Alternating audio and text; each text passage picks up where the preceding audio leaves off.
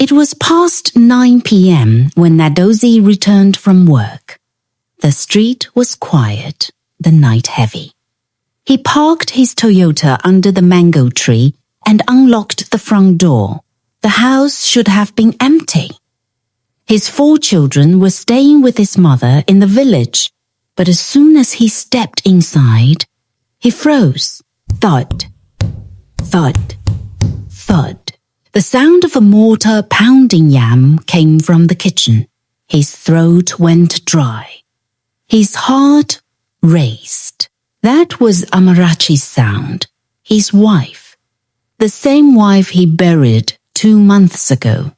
The rich aroma of ogbono soup with crayfish and palm oil floated into the sitting room, wrapping him in a memory so sharp he staggered. He dropped his briefcase. Who is in my house? No answer. Only the pounding continued. When he pushed open the kitchen door, everything fell silent. The gas was off. The mortar was gone. No pot on fire. But the smell of food still lingered. Heavy, choking. How could it all come to this? The answer will leave you speechless. Watch the full story to find out. Once upon a time, before the silence of death filled his house, there was life and noise. Amarachi had been a bright marketing officer.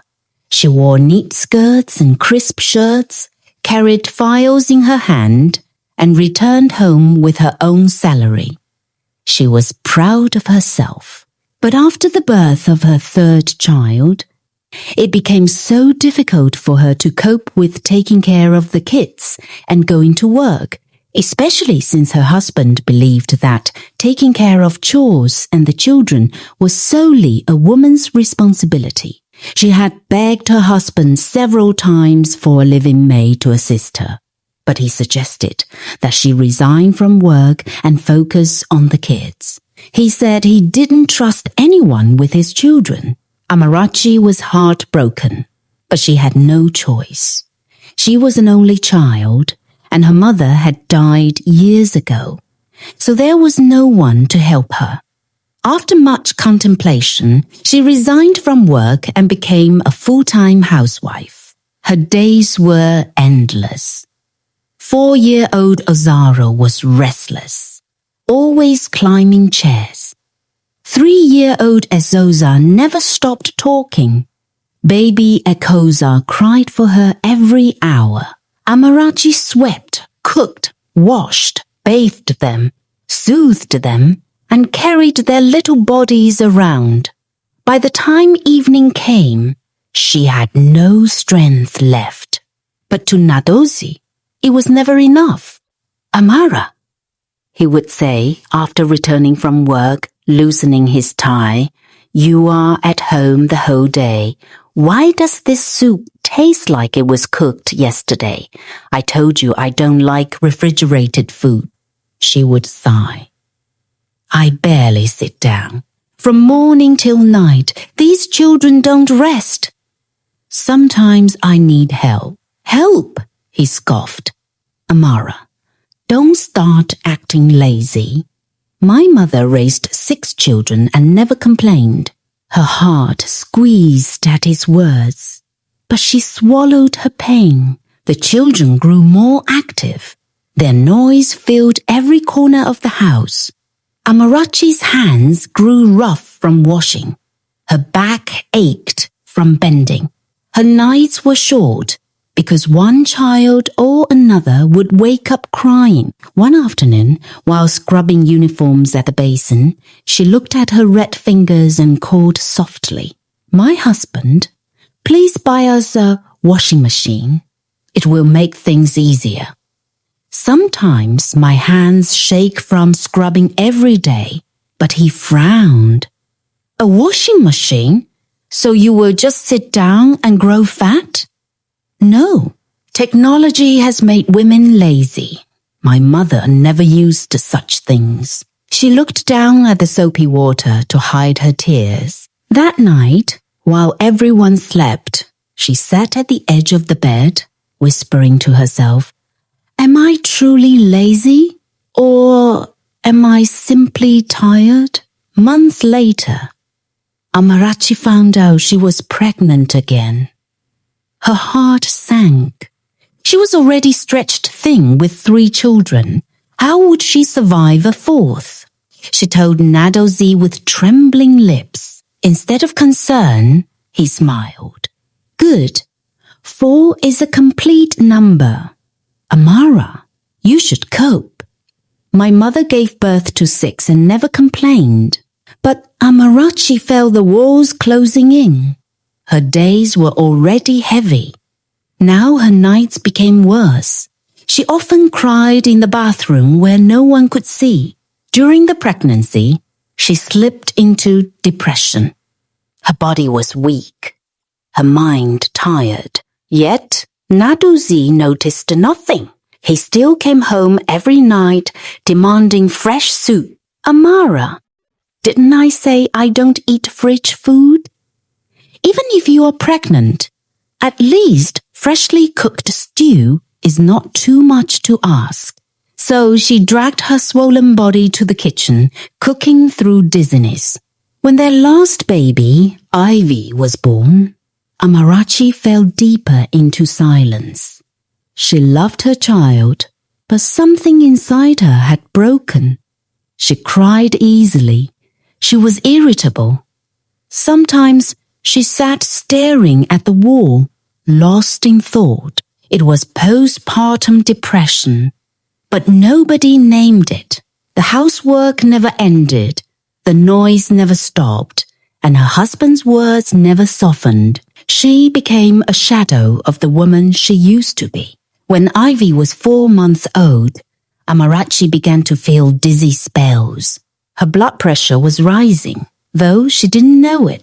One weekend, Nnadozie invited some of his friends over to the house without telling Amarachi. When they arrived, he turned to her and said, "Amara, prepare something nice for my friends. Maybe pounded yam with a goosey." She looked at him, weak and pale, still nursing the baby. "No, sir, I'm not feeling strong. Can we order something instead, or maybe I warm the soup in the fridge?" He frowned. "Feeling strong? Amara, stop pretending. You're just trying to avoid cooking. After all, you don't even work.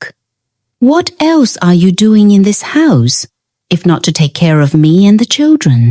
Her eyes welled with tears. She wanted to protest, but his friends were already seated, waiting. With trembling hands and aching body, she dragged herself into the kitchen, pounding yam while sweat rolled down her face. That night, after everyone had eaten and left, Amarachi collapsed on the bed, sobbing silently while the baby slept beside her. One hot afternoon, she picked the older children from school. She dragged their bags into the sitting room, wiped her face, and whispered, "God, I am tired." She went into the kitchen to warm food for them. The children followed, still chattering. Then suddenly, she slumped. "Mummy!" Osaru screamed. Plates crashed. The pot slipped from her hand. Her body hit the tiles. Neighbors rushed in. But by the time they carried her to the hospital, it was too late. Amarachi was gone. Nnadozie rushed back from work immediately. The neighbors called. Seeing Amara's lifeless body, he wept. He had lived under the same roof with her, but never knew she was sick. A few weeks later, Amarachi was buried. Nnadozie took the children to live with his mother in the village. His younger sister would assist his mother in caring for them. "When I remarry, I'll come back for them. I don't have the time to care for them now," he told his mother. She gladly accepted. They will be well taken care of, she assured him. The night after the burial was eerily quiet. Nnadozie returned to his empty house, relieved that his mother had agreed to keep the children for a while. He told himself he needed space to recover, but as he stepped into the compound, his nose twitched. The smell of freshly pounded yam and egusi soup floated through the air, strong, inviting, familiar. His stomach growled instinctively, but his mind froze. "How can food be smelling here?" he muttered. He had locked the house before leaving. No one else had the key. He pushed the door open. The house was dark, yet in the kitchen he could hear it, the steady thud of a pestle hitting mortar. Ka-pom, ka-pom, ka-pom. Nnadozie's heart pounded in his chest. He rushed into the kitchen, empty. The mortar sat in its usual corner, clean, untouched. The pot on the stove was empty. The sound stopped the moment he entered. He swallowed hard and forced a laugh. "It's just stress. I've not eaten all day. Hunger is making me hear things." He poured himself water and sat on the sofa. Just as the cup touched his lips, a woman's laughter rang through the living room, soft, familiar, haunting. Amarachi's laughter. The cup slipped from his hand, spilling water on the floor. He leapt to his feet, trembling. No, it can't be. But it was. That night, he dreamt of her. Amarachi S's middle name, that only he used to call her when he wanted to be romantic, stood in the dream, her wrapper tied tightly, a pestle in her hand, pounding yam. She looked at him, her eyes calm yet heavy with something unspoken. "You won't escape this, Nnadozie," she whispered, pushing a steaming pot of soup toward him. "You will eat, you will learn." He woke up, drenched in sweat, his chest heaving. The haunting followed him everywhere. At the office, while talking to his staff, he would suddenly smell banga soup or hear a pestle pounding faintly in the background. His colleagues frowned, asking if he was okay, but he brushed them off. In his car, while driving, the laughter would echo in the back seat. He once stopped abruptly on the expressway, nearly causing an accident, convinced that someone was sitting behind him. At night, sleep became impossible. The bed felt cold, yet he swore he could feel the indentation of someone lying beside him. Sometimes, the bedsheet smelled faintly of Amarachi's perfume. One evening, unable to bear it anymore, Nnadozie drove to his mother's house to sleep. But even there, when he tried to rest, he heard the faint sound of a mortar from somewhere inside the compound. He rushed outside, nothing.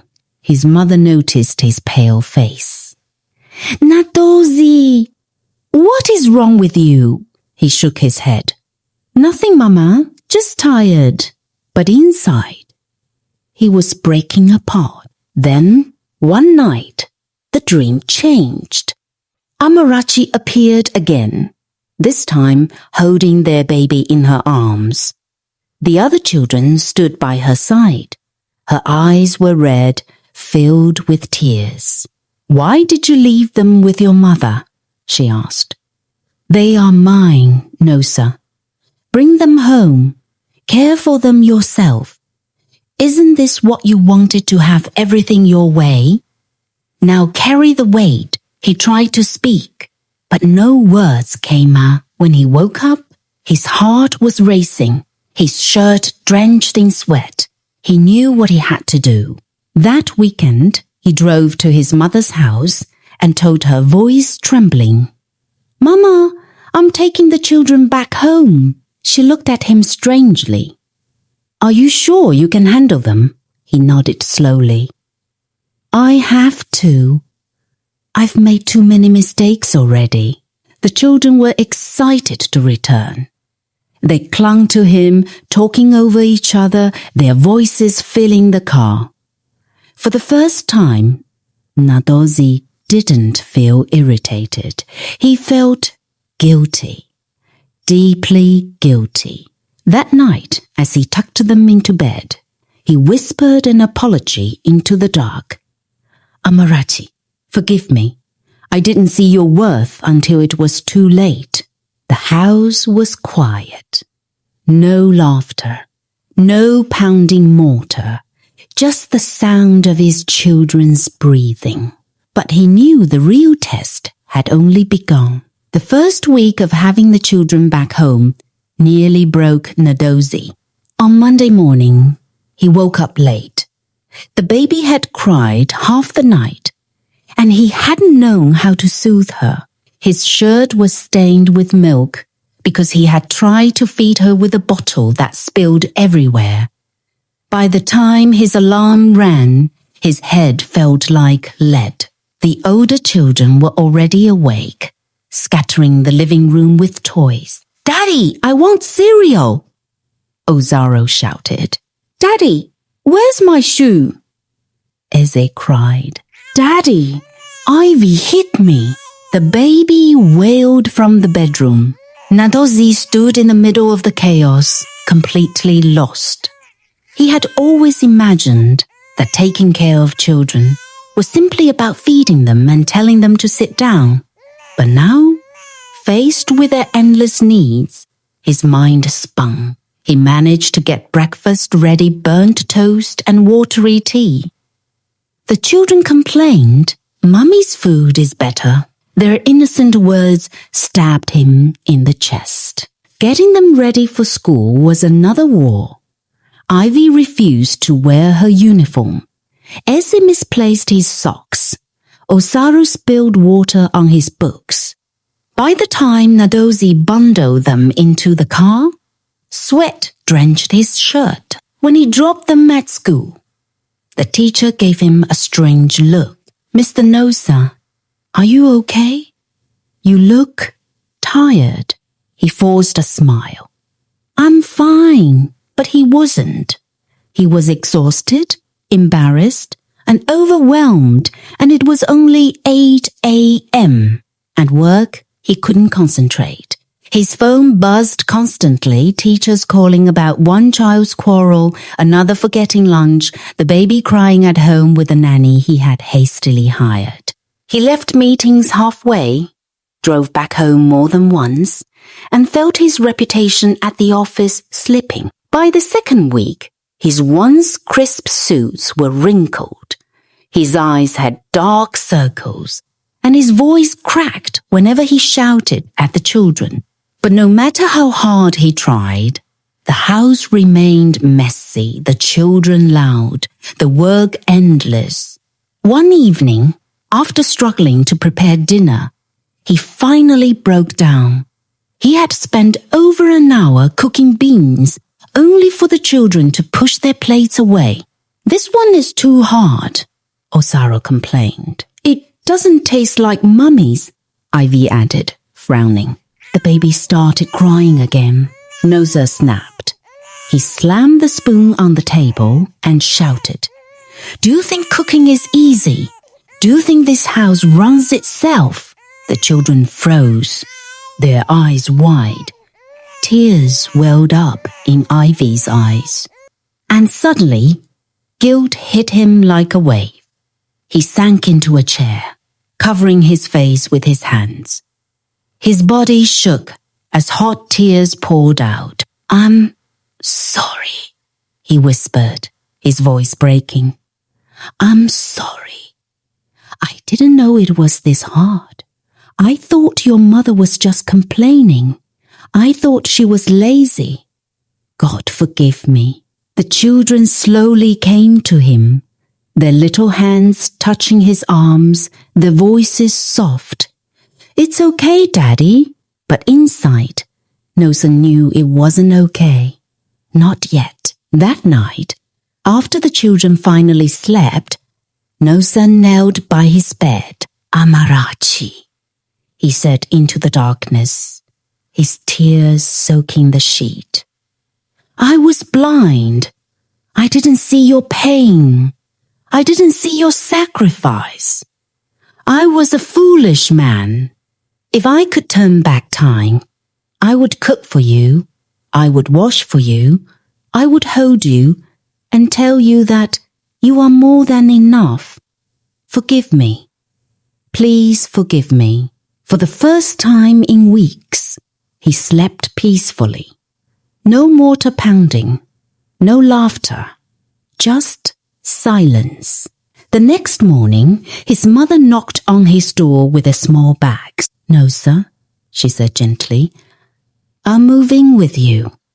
Let me help you with the children. You've suffered enough." He wanted to argue, but he was too tired. He nodded gratefully. That night, as his mother cooked and the children laughed, Nnadozie sat quietly, tears in his eyes. The house felt warm again, alive, but this time without shadows. The haunting had ended. Amarachi had gotten what she wanted.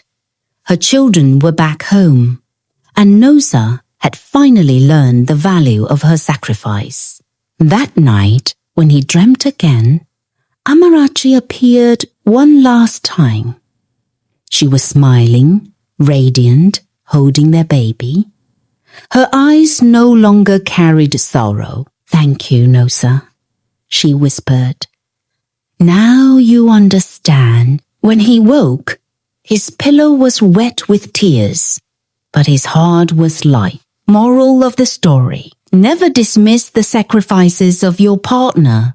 Raising children is equal to, if not harder than, a full-time job. Support, love, and understanding in marriage prevent unseen wounds. Don't wait until it's too late to say thank you. Thank you for watching this story. If it touched your heart, please subscribe and join our growing family of story lovers. Your likes, comments, and shares encourage us to keep bringing you powerful African tales filled with lessons, suspense, and hope. Don't forget to hit the bell so you'll be the first to know when a new story drops.